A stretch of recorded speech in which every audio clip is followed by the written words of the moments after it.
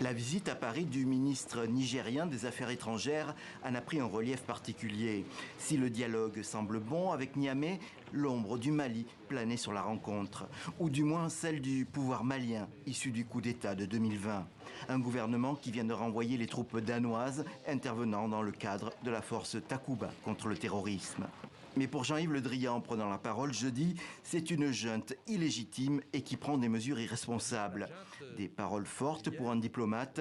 Et ce vendredi, sur la radio française RTL, il est allé encore plus loin. Vu cette situation, vu la rupture du cadre politique et vu la rupture du cadre militaire, nous ne pouvons pas rester en état. Il faut tenir compte maintenant de nouveaux événements qui viennent de se produire, mais ce n'est pas uniquement une décision française, c'est une décision collective, et nous avons engagé là, dès à présent, des discussions et avec nos partenaires africains et avec nos partenaires européens pour savoir comment on peut adapter notre dispositif.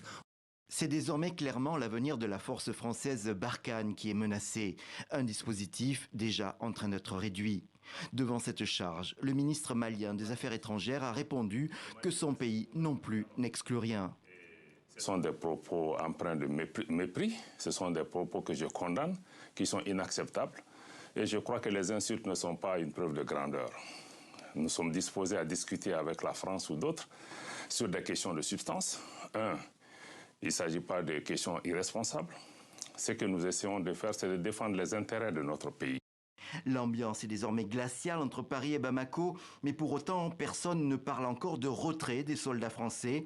Le nombre et la diversité des intervenants dans la lutte contre le terrorisme au Mali complexifient encore le problème.